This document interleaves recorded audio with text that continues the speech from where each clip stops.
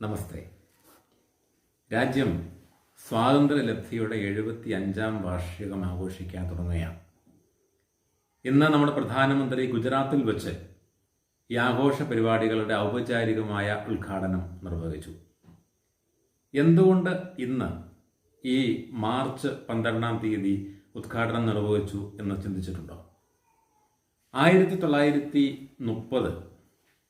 March മാസം 12-ാം തീയതിയാണ് ദണ്ഡി യാത്രയ്ക്ക് സബർമതി ആശ്രമത്തിൽ നിന്നും തുടക്കം കുറിച്ചത്. ദണ്ഡി യാത്രയ്ക്ക് സ്വാതന്ത്ര്യ സമര ചരിത്രത്തിലുള്ള പങ്ക് അതീവ നിർണായകമാണ്. കാരണം ഗാന്ധിജി ആരംഭിച്ചതോ ഗാന്ധിജിയാൽ മുൻകൈയെടുക്കപ്പെട്ടതോ ആയ നിസ്സഹകരണ പ്രസ്ഥാനമോ ഖിലാഫത്ത് പ്രസ്ഥാനമോ പോലെയുള്ള പ്രസ്ഥാനങ്ങൾ പലപ്പോഴും വിമർശനങ്ങൾക്ക് വിധേയമായി തീർന്നപ്പോൾ രാജ്യത്തിൻ്റെ പൊതുവിൽ ഉള്ള സ്വീകാര്യത ഉറപ്പുവരുത്താൻ ഗാന്ധിജിക്ക് ഒരു നിർണായക തന്ത്രം ആവിഷ്കരിക്കേണ്ടിയിരുന്നു. അതിൻ്റെ വിജയം കണ്ടത് സിവിൽ നിയമലംഘന പ്രസ്ഥാനത്തിലൂടെയാണ്.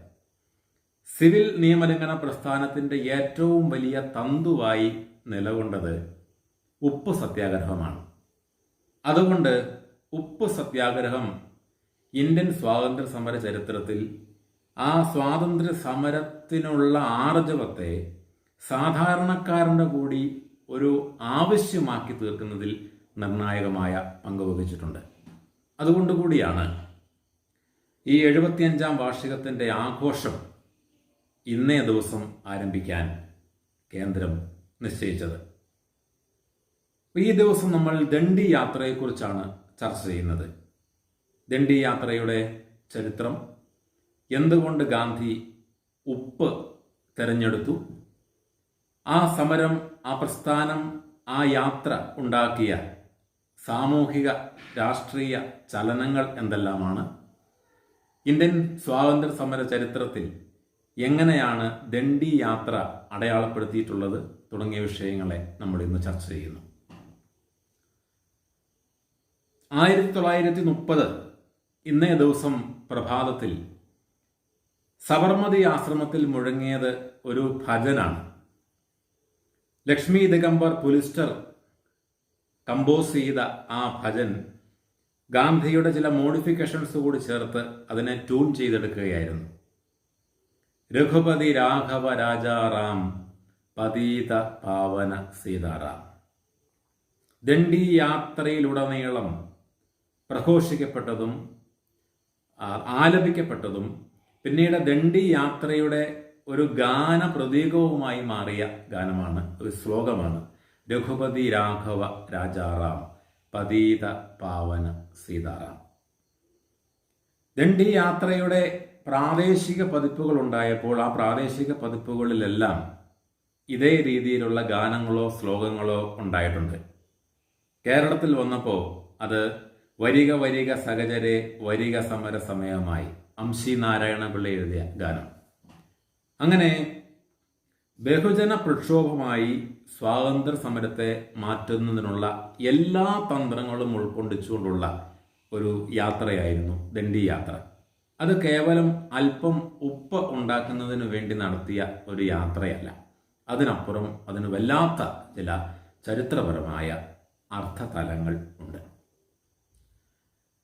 78 സത്യാഗ്രഹികൾ ഗാന്ധിജിയുടെ നേതൃത്വത്തിൽ, സർദാർ വല്ലഭായ് പട്ടേലും സരോജിനി നായിഡുവും ഒക്കെ ഒപ്പമുണ്ട്. 78 പേർ സബർമതി ആശ്രമത്തിൽ നിന്നും ദണ്ഡി കടപ്പുറത്തേക്കുള്ള യാത്ര ആരംഭിച്ചു. 384 കിലോമീറ്റർ നീളുന്ന യാത്ര. അവരുടെ കയ്യിൽ കാര്യമായ ഭക്ഷണമോ വസ്ത്രമോ ഒന്നും ഉണ്ടായിരുന്നില്ല. മാറുവാൻ അല്പം വസ്ത്രം, കുറച്ച് റൊട്ടികൾ, അതുമാത്രമാണ് അവർ കരുതിയിരുന്നത്. പോകുന്ന വഴികളിൽ ഇന്ത്യൻ സ്വാതന്ത്ര്യ സമരത്തോട് ആഭിമുഖ്യം പുലർത്തുന്ന ജനങ്ങൾ നൽകുന്ന സ്വീകരണം, ജനസ്വീകാര്യതയെ പ്രതീക്ഷിച്ചാണ് അവരുടെ യാത്ര പുറപ്പെട്ടത്. പ്രഭാതത്തിൽ കുളിയും ഭജനയും കഴിഞ്ഞ് അവർ യാത്ര ആരംഭിച്ചു. 384 കിലോമീറ്റർ നീളുന്ന യാത്ര. ഈ യാത്ര ആരംഭിച്ചു എന്ന് പറയുമ്പോൾ ആരംഭിക്കാനുണ്ടായ ചില കാരണങ്ങൾ കൂടിയുണ്ട്. അത് നമുക്ക് ഒന്ന് അപഗ്രഥിച്ചതിന് ശേഷം വേണം മുമ്പോട്ട് പോകാൻ. ഉപ്പ് സത്യാഗ്രഹം അഥവാ ദ സോൾട്ട് സത്യാഗ്രഹ എന്നുകൂടിയാണ് ഈ ദണ്ഡി മാർച്ചിനെ ഉൾപ്പെടുത്തി പറയുന്ന പേര്. ഇപ്പോൾ ഉപ്പ് നിയമങ്ങൾ ഇന്ത്യയിൽ ധാരാളമായിട്ടുണ്ടായിരുന്നു. അത് ബ്രിട്ടീഷുകാരുടെ കാലത്തും അവരുടെ വരവിന് മുൻപ് പോലും ഉപ്പുമായി ബന്ധപ്പെട്ട പല നിയമങ്ങളും ഇന്ത്യയിലുണ്ടായിരുന്നു. പൊടുന്നനെ നമ്മൾ ചിന്തിക്കുന്നത് പോലെ ഉപ്പ് എന്ന് പറയുന്നത് വില കുറഞ്ഞ ഒരു വസ്തു എന്നതിനപ്പുറം അതിന് രാഷ്ട്രീയപരമായും സാമ്പത്തികമായും വലിയ പ്രാധാന്യം ഉണ്ടായിരുന്നു. അതിന് ഏറ്റവും വലിയ ഉദാഹരണമാണ് ഇന്ത്യയിൽ ഏറ്റവും കൂടുതൽ നിയമങ്ങൾക്ക് വിധേയമായി കടന്നുപോയിട്ടുള്ള ഒരു ഉപഭോഗ വസ്തു എന്ന് പറയുന്നത് അത് ഉപ്പാണ്. കാരണം വിദേശത്തും സ്വദേശത്തും ഭക്ഷണ കാര്യത്തിലും അതുപോലെ തന്നെ മരുന്ന് ഉൾപ്പെടുന്ന മേഖലകളിലും ഉപ്പിന് ഉണ്ടായിരുന്ന സ്ഥാനം നിർണായകമാണ്. 1895 ഒരു ഉപ്പ് നിയമം ഇന്ത്യയിൽ കൊണ്ടുവരുന്നുണ്ട്. 1923 മറ്റൊരു ഉപ്പ് നിയമം കൊണ്ടുവരുന്നുണ്ട്. 1928 ആ ഉപ്പ് നിയമത്തെ വീണ്ടും പരിഷ്കരിക്കുന്നുണ്ട്. അഥവാ ശരാശരി ഒരു 10-15 വർഷത്തിനുള്ളിൽ എന്ന രീതിയിൽ ഇന്ത്യയിൽ ഉപ്പുമായിട്ട് ബന്ധപ്പെട്ട ചില നിയമങ്ങൾ പ്രാബല്യത്തിലുണ്ടായിരുന്നു.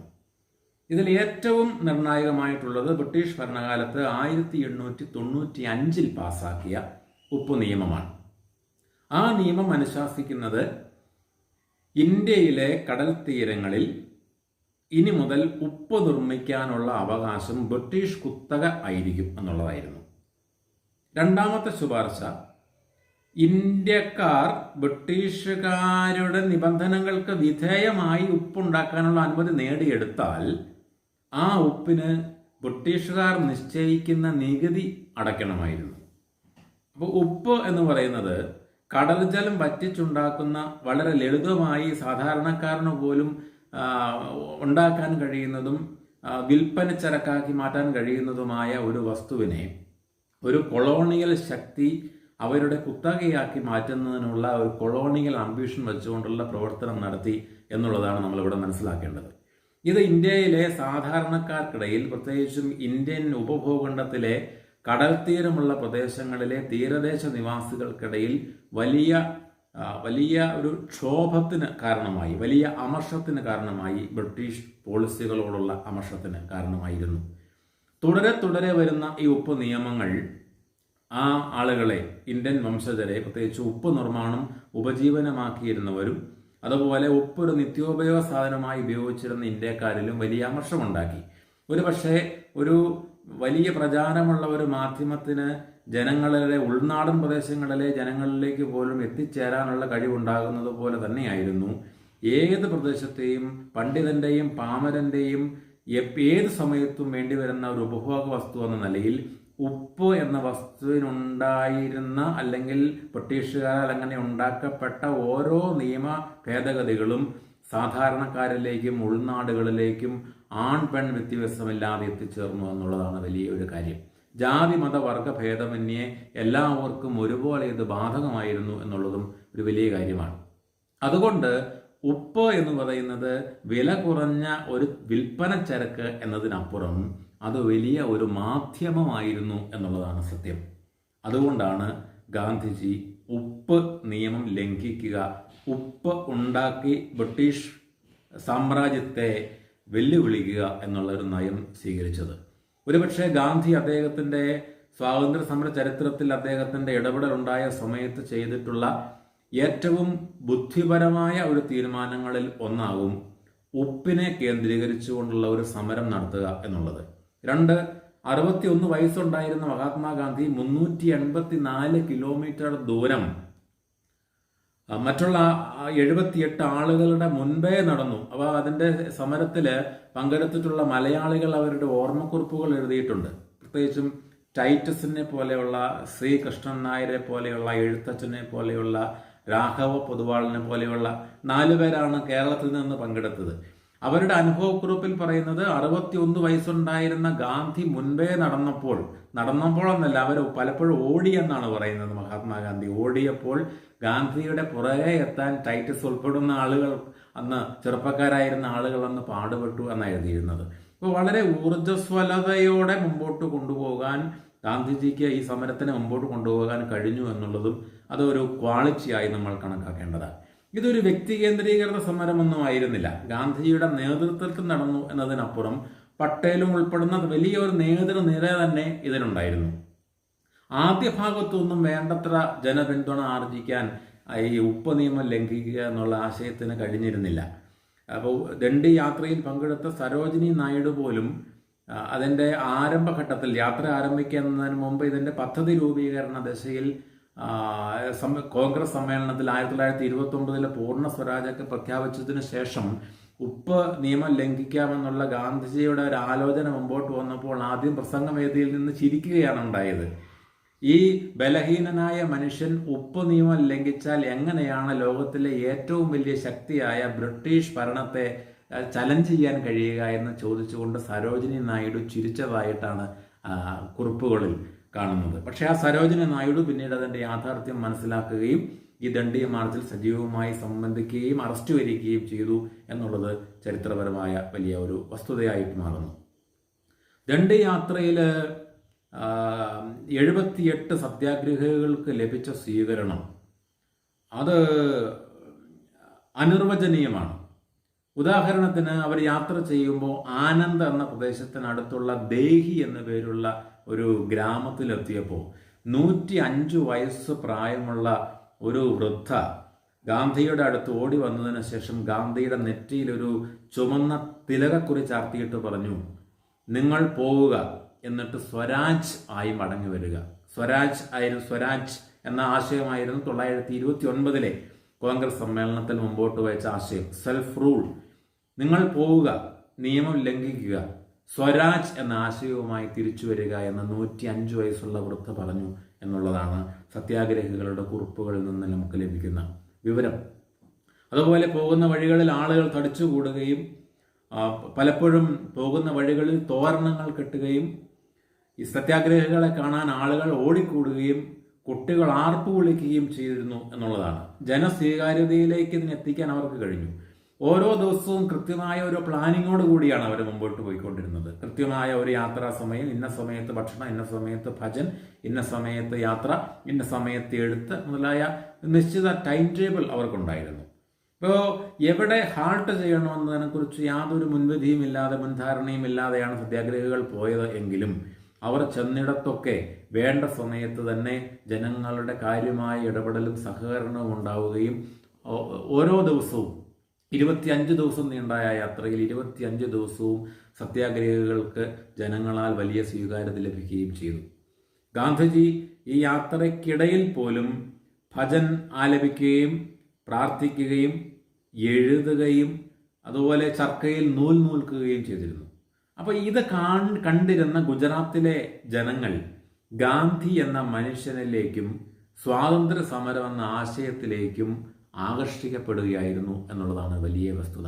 അതുകൊണ്ടാണ് ഈ ആകർഷണതയിൽ നിന്നാണ് ഉപ്പ് സത്യാഗ്രഹം രാജ്യമാകെ വ്യാപിച്ച വലിയ ഒരു പ്രക്ഷോഭമായി മാറിയതും അത് ബ്രിട്ടീഷ് സാമ്രാജ്യം, ബ്രിട്ടീഷ് കോളനി വൽക്കരണം അതിനു മുമ്പിൽ പകച്ചു നിൽക്കുകയും ചെയ്യേണ്ടി വന്നത്. ദണ്ഡി യാത്രക്കിടയിൽ യാത്ര ഒട്ടും സുഗമമായിരുന്നില്ല. പ്രത്യേകിച്ചും അവർ യാത്ര ചെയ്തു വരുമ്പോൾ ആനന്ദ് കഴിഞ്ഞ് നർമ്മദ അവിടെ ഒരു മാഹി റിവർ മുറിച്ച് കടക്കുക എന്നുള്ളത് വലിയൊരു ടാസ്ക് ആയിരുന്നു. മാഹി റിവർ മുറിച്ച് കടക്കാൻ വേണ്ടി അവരെത്തിയപ്പോഴേക്കും രാത്രി 10 മണിയായി. നദിയിൽ ഇറങ്ങിക്കിടക്കാൻ ഉദ്ദേശിച്ചിരുന്ന സ്ഥലത്ത് വലിയ പ്രളയം പോലെയുള്ള ജലം, അരയ്ക്ക് മുകളിൽ ജലം വരുന്ന രീതിയിലുള്ള വലിയ പ്രളയജലം, അവർക്ക് അവിടെ മുറിച്ച് കടക്കാൻ കഴിഞ്ഞില്ല. പക്ഷേ യാത്ര അവസാനിപ്പിക്കേണ്ട സമയമായിരുന്നതുമില്ല. കാരണം അവർക്ക് കൂടുതൽ ദൂരം വന്ന് മുമ്പോട്ട് പോകാൻ അവർ പ്ലാൻ ചെയ്തിരുന്നു. എന്നിട്ട് എന്ത് ചെയ്തു? യാത്ര അവർ അവസാനിപ്പിക്കാതെ മാഹി നദിയിലെ തന്നെ ആഴം കുറഞ്ഞ മറ്റൊരു സ്ഥലം ആ രാത്രിയിൽ തന്നെ കണ്ടെത്തുകയും ആ പ്രദേശത്ത് കൂടി 78 സത്യാഗ്രഹികളും പുഴ മുറിച്ച് അക്കരെ കടക്കുകയും ചെയ്തു, മറുകരയെത്തുകയും ചെയ്തു. 2.5 മണിക്കൂർ നീണ്ട പ്രയത്നമായിരുന്നു അത് എന്ന് എഴുതപ്പെട്ടിട്ടുണ്ട്.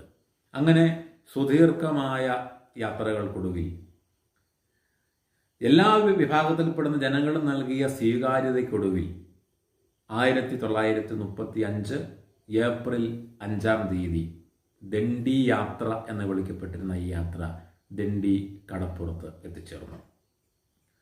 അന്ന് അവിടെ തമ്പടിച്ച അവർ പിറ്റേ ദിവസം രാവിലെ ഏപ്രിൽ മാസം 6-ാം തീയതി രാവിലെ കുളിയും ഭജനും ശേഷം ഗാന്ധിയുടെ നേതൃത്വത്തിൽ ദണ്ഡി കടപ്പുറത്തേക്ക് പോവുകയും ആ കടൽപ്പുറത്ത് വെച്ച് ഗാന്ധിജി ഉപ്പ് സ്വയം ഉണ്ടാക്കുകയും അങ്ങനെ ബ്രിട്ടീഷുകാർ ഇന്ത്യക്ക് മേൽ അടിച്ചേൽപ്പിച്ച ഇന്ത്യക്കാർക്ക് ഇനിമേൽ ഉപ്പുണ്ടാക്കാനുള്ള അവകാശം ഉണ്ടായിരിക്കുകയില്ല എന്നും അങ്ങനെ നിർമ്മിക്കപ്പെടാനുള്ള അനുമതി ലഭിക്കുന്ന ഇന്ത്യക്കാർ ബ്രിട്ടീഷ് ഗവൺമെന്റിന് നിശ്ചിതമായ നികുതി നൽകണമെന്നുമുള്ള നിയമത്തെ ലംഘിച്ച് ഉപ്പുണ്ടാക്കി.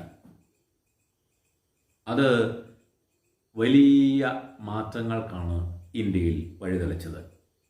ഗാന്ധിജി കടലിൽ നിന്ന് ഉയർത്തിപ്പിടിച്ച ആ ഒരു കുമ്പിൾ ഉപ്പ്, അത് എത്രയോ കൂന ഉപ്പ് രാജ്യത്തിന്റെ തീരപ്രദേശമാകെ ഇന്ത്യക്കാരാൽ നിർമ്മിക്കപ്പെടുന്നതിനും ബ്രിട്ടീഷുകാർ ഇന്ത്യക്ക് മുകളിൽ അടിച്ചേൽപ്പിച്ച ഒരു വലിയ ശൃംഖല പോലെ, ചങ്ങല പോലെയുള്ള ഉപ്പ് നിയമങ്ങളുടെ തുടർച്ചയായ ലംഘനങ്ങൾ രാജ്യത്തിന്റെ 4 ദിക്കുകളിൽ ഉണ്ടാകുന്ന രീതിയിലേക്ക് കാര്യങ്ങളാകെ മാറി മറിഞ്ഞു.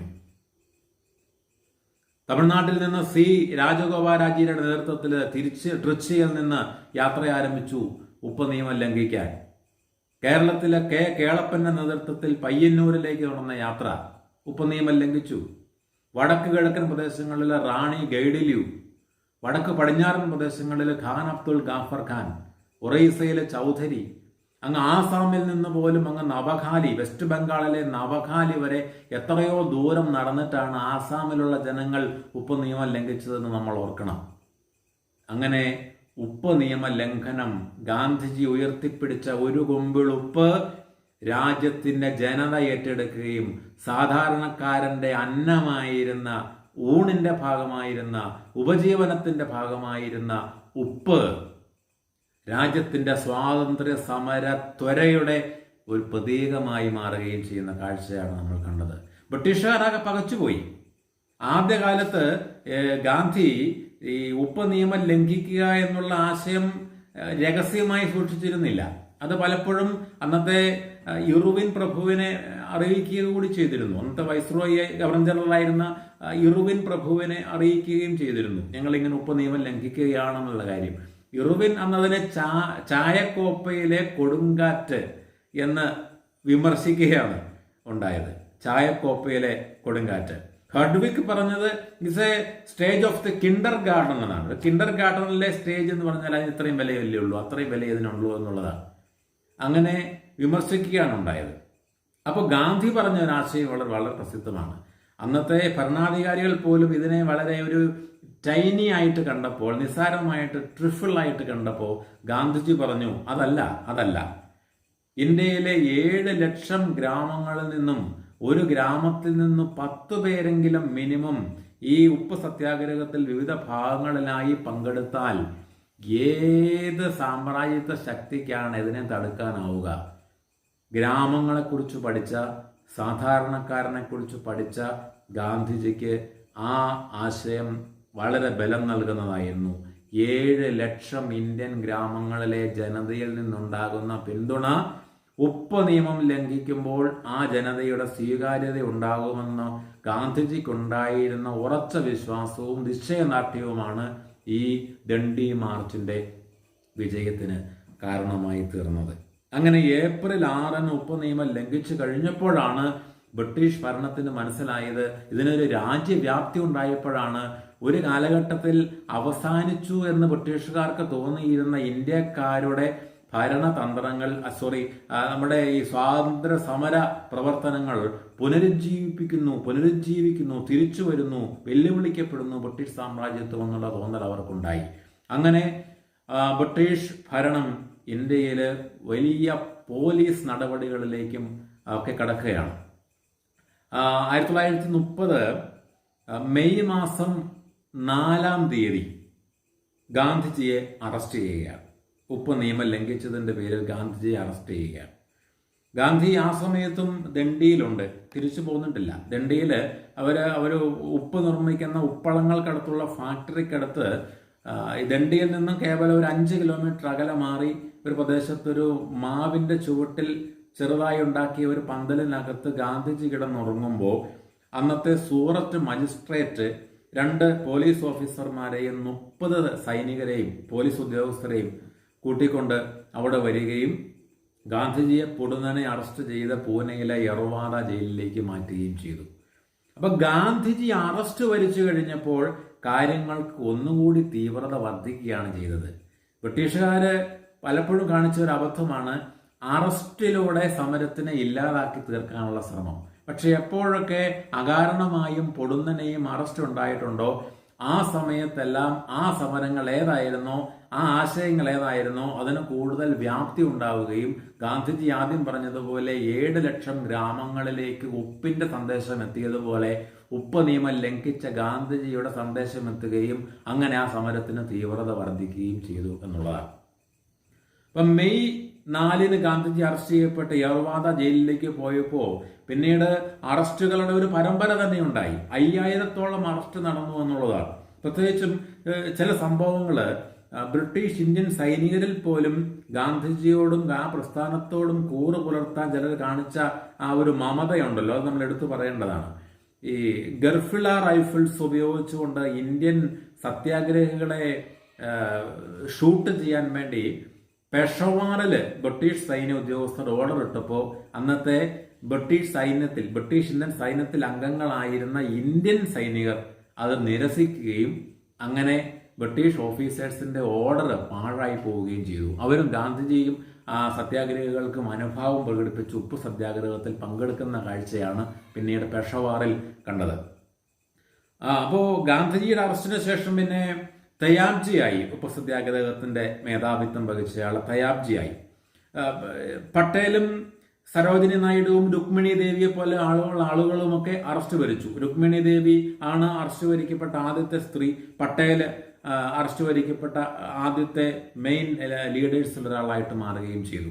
അപ്പൊ അവരുടെയൊക്കെ നേതൃനിരയെ തച്ചുടയ്ക്കാൻ ബ്രിട്ടീഷുകാർ അറസ്റ്റ് ചെയ്ത് മാറ്റുക, ജയിലിലടയ്ക്കുക എന്നുള്ള രീതിയാണ് സ്വീകരിച്ചത്. പക്ഷേ സത്യാഗ്രഹികൾ പല സ്ഥലത്തു നിന്നും ദണ്ഡിയിലേക്ക് തടിച്ചുകൂടുകയും ജയിലിന്റെ പരിസരങ്ങളിലേക്ക് തടിച്ചുകൂടുകയും ഉപ്പ് നിർമ്മിക്കാൻ ഉദ്ദേശിച്ചിരുന്ന ഉപ്പ് നിർമ്മാണ ഫാക്ടറികളിലേക്ക് ഇന്ത്യക്കാർ കടന്നു കയറുന്നതിനുള്ള ശ്രമം നടത്തുകയും ചെയ്തു. അഥവാ ബ്രിട്ടീഷുകാർ ഉപ്പ് നിർമ്മിച്ചിരുന്ന ഇന്ത്യക്കാരുടെ ഒരു കാലത്ത് ഇന്ത്യക്കാരുടെ ആയിരുന്ന ഫാക്ടറികളിലേക്ക് ബ്രിട്ടീഷുകാർ ഇന്ത്യക്കാരെ തടഞ്ഞപ്പോൾ അവരെ ഓവർകം ചെയ്തതിനുള്ളിലേക്ക് കയറാൻ പല സ്ഥലങ്ങളിലും ഇന്ത്യൻ സത്യാഗ്രഹികൾ ശ്രമിച്ചു. ഉദാഹരണത്തിന് ഈ ഗുജറാത്തിലാണ് ഏറ്റവും കൂടുതൽ നടന്നിട്ടുള്ളത്. ഗുജറാത്തിൽ ഉപ്പ് നിർമ്മിച്ചുകൊണ്ടിരുന്ന ഫാക്ടറിയിലേക്ക് കടന്നു കയറാൻ 1930 മെയ് 21 സത്യാഗ്രഹികൾ ശ്രമിച്ചു. ഏകദേശം ഒരു 2500ഓളം ആളുകൾ ഉണ്ടായിരുന്നു. ഇങ്ങനെ പല ലൈനുകളായിട്ട്, പല റോ ആയിട്ട് ഈ ഉപ്പ് നിർമ്മാണ ഫാക്ടറി വളയുകയും അതിനുള്ളിലേക്ക് കടക്കാൻ ശ്രമിക്കുകയും ചെയ്തു. പക്ഷേ അത് മുൻകൂട്ടി അറിഞ്ഞിരുന്ന ബ്രിട്ടീഷ് ഭരണാധികാരികൾ വലിയ ഒരു സൈന്യത്തെ, പോലീസും സൈന്യവും ഉൾപ്പെടുന്ന വലിയ ഒരു മിലീഷ്യയാണ് അവിടെ വിന്യസിച്ചിരുന്നത്. വലിയ സൈനിക വിന്യാസം തന്നെ നടത്തി. പക്ഷേ സത്യാഗ്രഹികൾ പിന്നോട്ട് പോയില്ല. അവരുള്ളിലേക്ക് കടന്നു കയറാൻ ശ്രമിച്ചു. ഓരോ നിരയിൽപ്പെടുന്നവർ ഉള്ളിലേക്ക് തള്ളിക്കയറാൻ ശ്രമിച്ചു. 2500 പേരെയും അവിടെ ലാത്തി ചാർജിന് അടിച്ചു വീഴ്ത്തുന്ന ദാരുണമായ സംഭവത്തിനാണ് നമ്മളവിടെ സാക്ഷ്യം വഹിച്ചത്. ആ സമയത്ത് 320 ഇഞ്ചുറീസ്, 2 പേർക്ക് മരണം. അങ്ങനെ സമരം അതിൻ്റെ ഏറ്റവും നിർണായകമായ ദിശയിലൂടെയാണ് ആ സമയത്ത് കടന്നുപോയത്. അങ്ങനെ ഉപ്പ് സത്യാഗ്രഹം, ഗാന്ധിജിയുടെ നേതൃത്വത്തിൽ നടന്ന ഈ സമരം വലിയ വൈഡർ അക്സെപ്റ്റൻസ്, ഒരു ഗ്ലോബൽ സിനാരിയോയിലേക്ക് ഇന്ത്യൻ ഫ്രീഡം സ്ട്രഗിളിനെ അപ്ലിഫ്റ്റ് ചെയ്തു എന്നുള്ളതാണ് നമ്മളിവിടെ മനസ്സിലാക്കേണ്ടത്. ബ്രിട്ടീഷുകാർക്ക് മുമ്പിൽ ഉപ്പ് സത്യാഗ്രഹം കൊണ്ട് മാത്രം ജയിക്കാൻ കഴിയുമായിരുന്നില്ല. പക്ഷേ ഉപ്പ് സത്യാഗ്രഹം ഉൾപ്പെടുന്ന സിവിൽ നിയമലംഘന പ്രസ്ഥാനം തുടങ്ങി വച്ച ആ ഒരു സമരവീര്യം പിന്നീടുള്ള സ്വാതന്ത്ര്യലബ്ധി വരെയുള്ള 17 വർഷങ്ങളിൽ ക്വിറ്റ് ഇന്ത്യ സമരം ഉൾപ്പെടെയുള്ള പ്രവർത്തനങ്ങളിൽ ഗാന്ധിജിക്ക് വലിയ പ്രേരക ശക്തിയായി മാറി എന്നുള്ളതും ഇന്ത്യൻ സ്വാതന്ത്ര്യ സമര ലബ്ധിക്ക് ഒരു വലിയ കാരണമായി സിവിൽ നിയമലംഘന പ്രസ്ഥാനത്തിന്റെ സംഭാവനകൾ കൂടി നിലനിൽക്കുന്നു എന്നുള്ളതും അത്ഭുതാവഹമായ ഒരു വസ്തുതയാണ്. 1931 ഗാന്ധിയും ഇറുവിനും തമ്മിൽ ഒരു സന്ധി ഒപ്പുവയ്ക്കുന്നുണ്ട്. ദ ഗാന്ധി ഇറുവിൻ പാക്ട് എന്നാണ് ഇത് അറിയപ്പെടുന്നത്. ആ സന്ധി ഒപ്പുവയ്ക്കുമ്പോഴാണ് ഉപ്പ് നിയമം ഇന്ത്യക്കാർക്ക് മാത്രം ബാധകമായെന്ന ഉപ്പ് നിയമം ബ്രിട്ടീഷ് ഗവൺമെന്റ് പിൻവലിക്കുന്നത്. അഥവാ ഇനി മുതൽ ഇന്ത്യക്കാർക്കും ഉപ്പ് നിർമ്മിക്കാം എന്നും ഇന്ത്യക്കാർ നിർമ്മിക്കുന്ന ഉപ്പിന് ബ്രിട്ടീഷുകാർക്ക് നികുതി ഇനിമേൽ ആവശ്യമില്ല എന്നുള്ള ശുപാർശകളോട് കൂടി 1931 ഗാന്ധി ഇറുവിൻ പാക്ട് ഒപ്പുവയ്ക്കുകയാണ്. ആ പാക്റ്റോടുകൂടി ഉപ്പ് സത്യാഗ്രഹത്തിന്റെ അലയൊലികൾ അവസാനിച്ച് മറ്റ് പല കാരണങ്ങളും ചൂണ്ടിക്കാണിച്ചുകൊണ്ടുള്ള സ്വാതന്ത്ര്യ സമര പ്രക്ഷോഭത്തിലേക്ക് നമ്മൾ കടന്നു. അങ്ങനെ 1930 മാർച്ച് മാസം 12-ാം തീയതി ആരംഭിച്ച് 1931 പാസാക്കപ്പെട്ട ഗാന്ധി ഇറുവിൻ സന്ധിയോടെ അവസാനിക്കപ്പെട്ട ഏകദേശം ഒരു വർഷം 1.5 വർഷം നീണ്ടു നിന്ന ചർച്ചാ വിഷയമായിരുന്നു ഇന്ത്യയിൽ ഈ ഉപ്പ് സത്യാഗ്രഹം. വരിക വരിക സഹചരെ വരിക സമര സമയമായി എന്ന് അംശി നാരായണപിള്ള പാടിയത് വെറുതെയല്ല. ഇന്ത്യയിലാകെ ജനങ്ങൾ ഇളകി.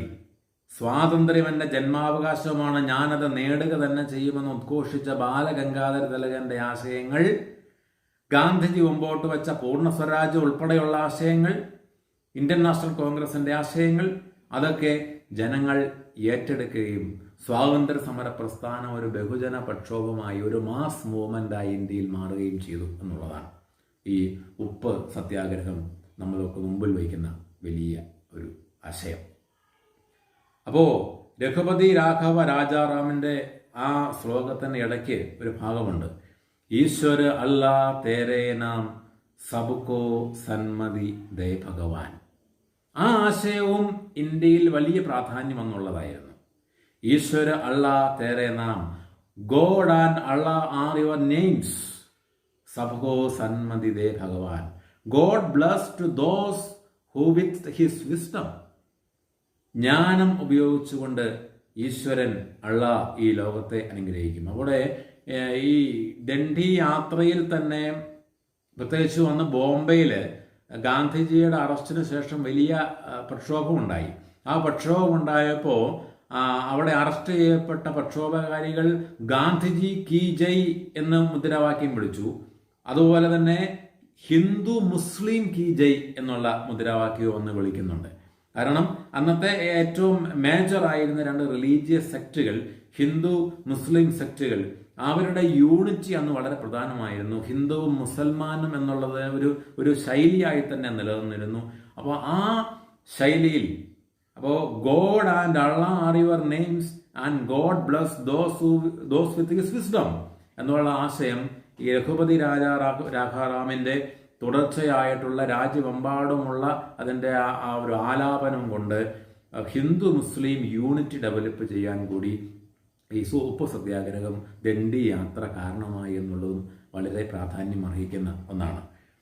രഘുപതി രാഘവ രാജാറാം ദണ്ഡി യാത്രയുടെ ഒരു ലിറ്റററി സിമ്പൽ പോലെ ആയി മാറി എന്നുള്ളതും വളരെ പ്രശംസനീയമാണ്. അതുപോലെ തന്നെ കേരളത്തിൽ വരിക വരിക സഹചര്യം. അങ്ങനെ ദശാബ്ദങ്ങൾ നീണ്ടു നിന്ന സ്വാതന്ത്ര്യ സമരത്തിന് അവസാനമാവുകയും 47 ഇന്ത്യ സ്വാതന്ത്ര്യം പ്രാപിക്കുകയും ചെയ്യുമ്പോൾ ഇപ്പോൾ നമ്മളിവിടെ വിചിന്തനം ചെയ്തത് 1930 കുറച്ച് മാസങ്ങൾ മാത്രം നീണ്ടു നിന്ന ഒരു സംഭവമാണ്. ആ സംഭവത്തിന് നിർണായക സ്വാധീനമുണ്ട്. പക്ഷേ ഇന്ത്യയിൽ സ്വാതന്ത്ര്യ സമര ചരിത്രം എന്ന് പറയുന്നത് ഗാന്ധി മാത്രമല്ല, പട്ടേൽ മാത്രമല്ല, തിലക് മാത്രമല്ല, അങ്ങനെ നൂറുകണക്കിന് സമരധീരന്മാരുടെ ജീവന്റെ രക്തത്തിൻ്റെ അതിൻ്റെ ഫലമാണ് നമ്മൾ അനുഭവിക്കുന്ന സ്വാതന്ത്ര്യം. അതിൻ്റെ ഫലമാണ് നമ്മൾ ആഘോഷിക്കുന്ന സ്വാതന്ത്ര്യം. അതിൻ്റെ ഫലമാണ് നമ്മളിപ്പോൾ സെലിബ്രേറ്റ് ചെയ്യുന്ന സ്വാതന്ത്ര്യം. ആ സ്വാതന്ത്ര്യ ലബ്ധിയുടെ 75-ാം വാർഷികം ആഘോഷിക്കുമ്പോൾ നമ്മൾ മറ്റൊരു നൂറ്റാണ്ടിലാണ് നിൽക്കുന്നത്. സ്വാതന്ത്ര്യത്തിൻ്റെ 75-ാം വാർഷികം എന്ന് പറയുമ്പോൾ സ്വാതന്ത്ര്യ ലബ്ധിയുടെ വീര്യത്തിൽ നിന്നും 75 വർഷം നമ്മൾ അകന്നുപോയി എന്ന് കൂടി ഒരുപക്ഷെ നമ്മൾ വിമർശനാത്മകമായി ചിന്തിക്കേണ്ടിയിരിക്കുന്നു എന്നുള്ളതാണ് ഒരു വസ്തുത. സ്വാതന്ത്ര്യത്തിന്റെ തീവ്രതയിൽ നിന്ന് നമ്മൾ അകന്നുപോയി. ഒരുപക്ഷെ നിങ്ങൾ വിചാരിക്കൂ, ഇപ്പോഴാണ് സ്വാതന്ത്ര്യ സമരം നടക്കുന്നത് എന്ന് വിചാരിക്കൂ. ഇന്ത്യയിൽ ഇപ്പോൾ ബ്രിട്ടീഷ് ഭരണമായിരുന്നു എന്ന് വിചാരിക്കൂ. ഈ ഗാന്ധിയും ഈ പട്ടേലും ഈ തിലകനും ഈ ഭഗത് സിംഗും ഒക്കെ ഇപ്പോൾ ജീവിച്ചിരുന്നവരാണെന്ന് വിചാരിക്കൂ. ഈ മാസ് മൂവ്മെന്റുകൾക്കും ഇത്തരം പ്രചാരണങ്ങൾക്കും യാത്രകൾക്കും സമരങ്ങൾക്കും ഇന്നത്തെ സാഹചര്യത്തിലാണെങ്കിൽ നമ്മൾ ഉൾപ്പെടുന്ന ജനത, ഈ നൂറ്റാണ്ടിലെ ജനതയായിരുന്നുവെങ്കിൽ ഏത് രീതിയിൽ ഇതിനോട് സഹകരിക്കുമായിരുന്നു, ഏത് രീതിയിലുള്ള പ്രതികരണങ്ങൾ നടത്തുമായിരുന്നു, അതോ ഏതൊക്കെ തരത്തിലുള്ള മുതലെടുപ്പുകൾ നടത്തുമായിരുന്നു എന്ന് നമ്മൾ ഗഹനമായി ചിന്തിക്കേണ്ട ഒരു വിഷയമാണ് എന്ന് എനിക്ക് തോന്നിയിട്ടുണ്ട്. അത് വളരെ പ്രസക്തമാണ് താനും. പക്ഷേ സ്വാതന്ത്ര്യ ലബ്ധിയുടെ വർഷത്തിൽ നിന്നും രാജ്യം അകന്നു പോകട്ടെ. ആ അകന്നു പോകലിലൊപ്പം വന്ന വഴി മറക്കാതെ പിന്തിരിഞ്ഞ് നോക്കുകയും ഒപ്പം എൻ്റെ രാജ്യം എന്ന് പറയുന്നത് എൻ്റെ രക്തമാണെന്നും എൻ്റെ ചിന്തയാണെന്നും എൻ്റെ ജീവിതമാണെന്നും ഇത്രയും ഇതുപോലുള്ള മഹാന്മാർ, നൂറുകണക്കിന് മഹാരഥന്മാർ അവരുടെ ജീവിതം സ്വാർത്ഥ താല്പര്യങ്ങൾക്ക് വേണ്ടി മാറ്റിവെക്കാതെ അവരുടെ കാലഘട്ടത്തിൽ ഉണ്ടായിരുന്ന ഒരു സംഭവത്തിനെ മറികടക്കുന്നതിന് വേണ്ടി വിനിയോഗിക്കുകയും ചെയ്തു എന്ന അർത്ഥതലത്തിൽ നിന്നാണ് നമ്മൾ അതിനെ കാണേണ്ടത്. നമ്മൾ ആലോചിച്ച് നോക്കൂ. ഒരു കണക്ക് നമ്മൾ ആലോചിക്കുമ്പോൾ നമുക്ക് കിട്ടിയിരിക്കുന്ന ജീവിതം ഒരേ ഒരു ജീവിതം, ഇതിനു ശേഷം മറ്റൊരു ജീവിതം ഈ ഭൂമിയിൽ നമുക്കില്ല എന്ന് നമുക്ക് നല്ല ബോധ്യമുണ്ട്. അഥവാ നമ്മുടെ മരണത്തോടെ അവസാനിക്കുന്ന ഒരു ജീവിതമേ നമുക്കുള്ളൂ.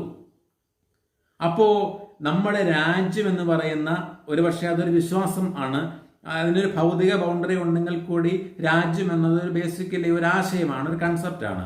ആ രാജ്യത്തിന്റെ സ്വാതന്ത്ര്യത്തിനു വേണ്ടി എനിക്ക് കിട്ടിയിരിക്കുന്ന ഒരേ ഒരു ജീവിതവും ആ ജീവിതത്തിൽ എനിക്ക് കിട്ടിയേക്കാവുന്ന പല സൗഭാഗ്യങ്ങളും നേട്ടങ്ങളും സ്വാർത്ഥ താല്പര്യങ്ങളും ഒക്കെ വേണ്ട എന്ന് വെച്ചുകൊണ്ട് രാജ്യത്തിനു വേണ്ടി ജീവൻ കൊടുക്കാൻ മനസ്സ് കാണിച്ച മഹാധീരന്മാരുടെ മുമ്പിൽ ശിരസ് നമിക്കാതെ മറ്റെന്ത് ചെയ്യാനാണ്?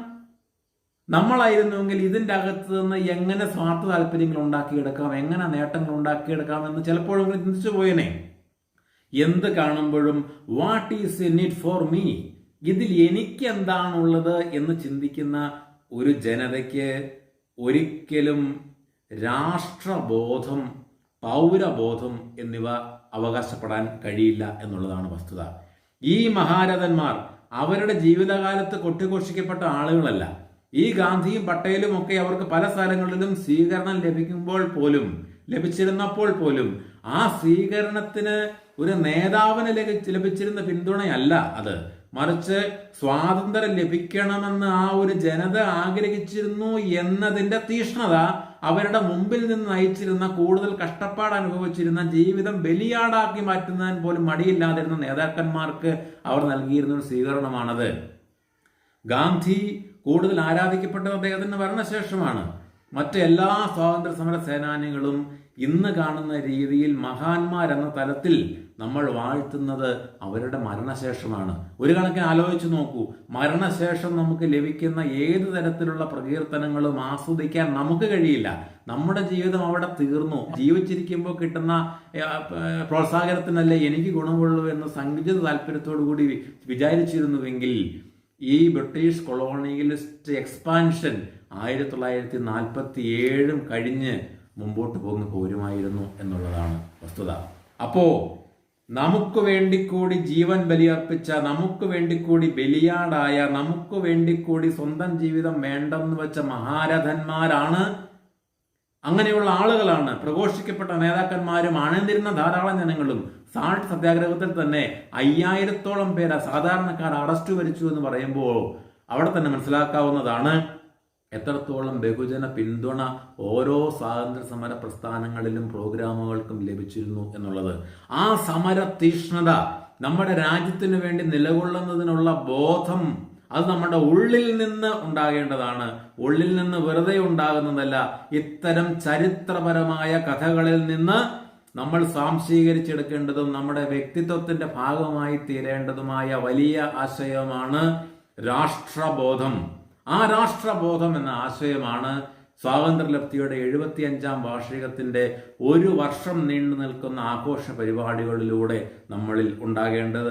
പുതുതലമുറയിൽ ഉണ്ടാകേണ്ടത് ആർജവമുള്ള യുവതി യുവാക്കന്മാരിൽ ഉണ്ടാകേണ്ടത് എന്ന ആശയമാണ് ദണ്ഡി യാത്ര ഉൾപ്പെടെയുള്ള സ്വാതന്ത്ര്യ സമര പ്രസ്ഥാനങ്ങൾ നമുക്ക് പറഞ്ഞു തരുന്നത്. ഈശ്വര അല്ലാ തേരെ നാം സബ്കോ സന്മതി ദേ ഭഗവാൻ. ജയ് ഹിന്ദ്.